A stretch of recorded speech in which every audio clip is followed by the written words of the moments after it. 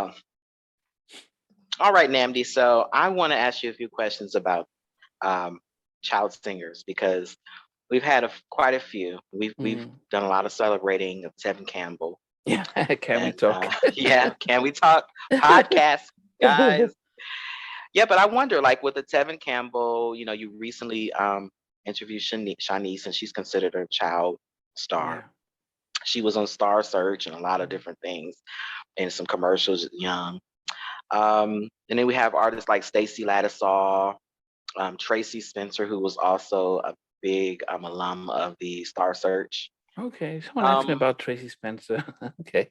I've been trying to get her. Yeah, well, we've been Okay. trying to get her on the show. So, yeah, they were great talents, and it's just unfortunate that they were not able to transition into adult stars. Hmm. Well, with the exception of Shanice, because Shanice has had success, especially with her.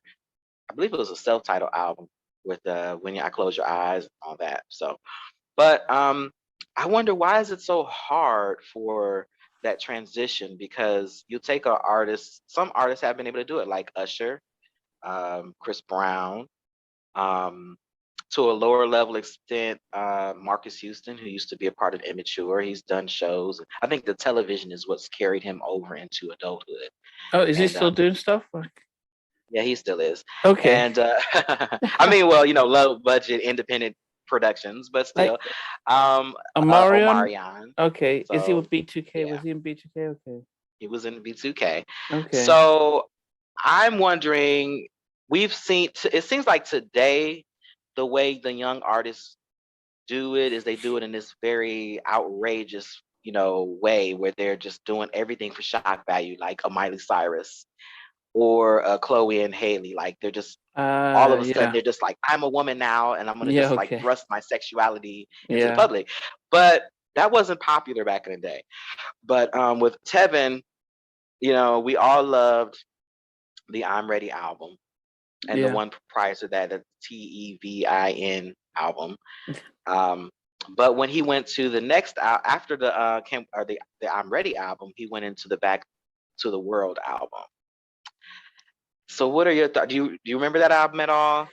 No, I actually no. I had the Ex- first two albums, but I yeah. couldn't remember the third one. So I wonder if it's like a power struggle where they want more adult music or whatever. But that particular album lacked hit singles. It Yeah. lacked, you know, the magic of the first two albums. So I don't know. What are your So thoughts I mean, about one of the child singers things and that stars in that general? that I the Why can't analogy we I want accept them?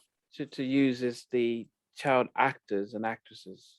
And so what Hmm. happens with them is that they, like, if you think of the kids, the guys who did Harry Potter, one of the things that they did when they came to the end of it, it was like, okay, how do we continue? So someone like Daniel Radcliffe, who played Harry Potter, started went on stage, so took away from the movies, so he could sort of grow up a little bit there. Others Hmm. did a little bit of, you know, background stuff. Went to university, so took time away. Even like Jodie Foster, when she was a child star, or even Drew Barrymore. So sometimes that the actors, child actors, get to a certain stage, go to university, relearn a trade, and then they come back. And then we kind of say, oh, we're rediscovering them. I think with the singers, that the hard thing is, think about Bow Wow. He changed his name from Little Bow Wow to Bow Wow. Like, okay, I'm not on Right. Little. He should have kept it because everyone's called Baby, Little Wayne, Little, little, little, little gangster. They all called Little Nas, so he should have just kept Little Bow Wow and stuff. But then it's the difference when you're rapping as a kid, and then all of a sudden, you know, how do you make that transition? How do you then try and continue? Even the boys, remember them, as they get older, we're like, oh, you're not the little cute killer kids that we, we, Yeah. we remember and stuff. And it was Well, very with interesting. Bow Wow though, his music was very clean. So when he dropped the little and he did the Bow Wow, it's like after we've seen you do clean music for so Yeah, long, yeah, yeah. how do you go to start using the same, profanity and explicit lyrics that everyone else? Because you have to kind of do that if you want to compete with the other rappers, But you then, know? what about your audience? I mean, and you're almost Yeah. thinking, how do I follow up? it's interesting when I interviewed Shazam and GI from H-Town, they said that when they were inspired by the boys, but they were like, if we come out too early, we may get locked.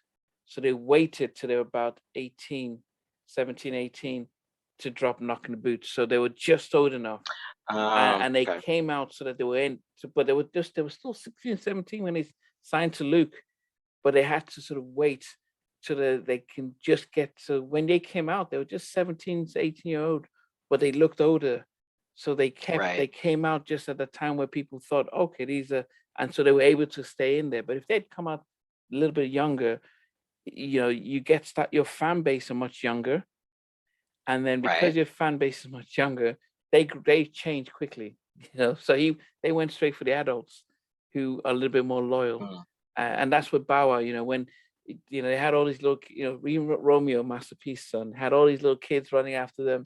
But the Yep. problem is those kids, they find somebody else to run after, and you can lose them. Right. So to go after the adult market, but as I said, how do they stay relevant? I would always advise, these as they get older, to start thinking about featuring on other people's stuff. Other You people's know, music. Yeah. yeah, start featuring more so before you come up with your own and see what it's like. Chris Brown does a Right. lot of featuring. That's the one thing he does that I would always commend him. He would feature with an It English keeps act, them relevant. with a Nigerian Yeah. act, with Drake. Drake does it the same. He's always featuring.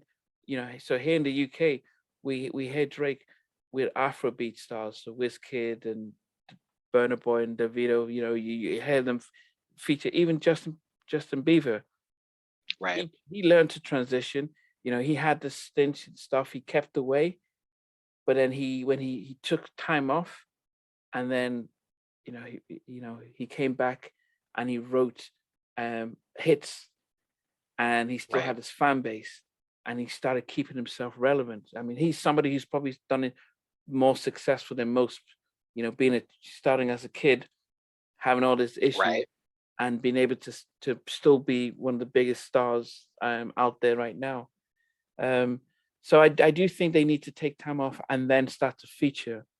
And then when they see how they are received when they feature in other places, singing hooks on a rap song, or doing a duet with somebody who is in the lane that they want to be in, then they can start to get themselves into a new fan base and have it and test the waters, instead of just trying to keep putting out another album while people who used to like them are probably saying, "No, you don't look the same. You've transitioned and stuff." But yeah, that's just my thoughts. But I do Okay. wonder. Yeah, I mentioned Justin Bieber. I'm thinking he's a multimillionaire. Why are And that's what Lily says. She said that Katy Perry's the multimillionaire. That kind of stuff pisses me off. That's what Kate Lily says, because Yeah. what is it that we're signed to the same label, but she's a multimillionaire and that one we're not. What it's not that she's writing everything.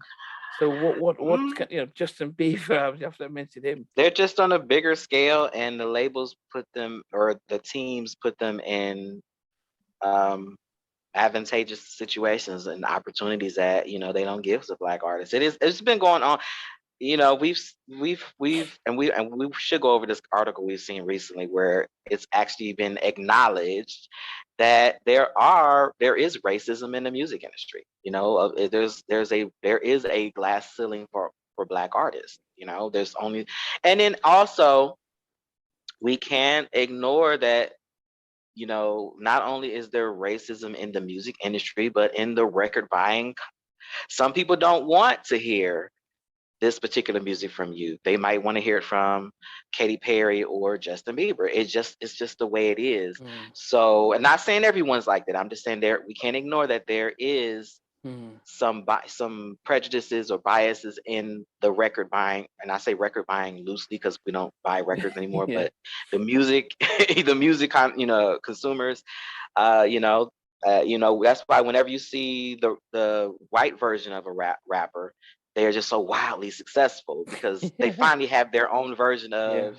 of whoever is popping at the time. Like, so Jack Harlow, of course Jack Harlow's going to just shoot to the top because he is the white version of I don't know, the baby or whoever. So, it is what it is. It's unfortunate, but hopefully, things will change. But stay true to yourselves, guys.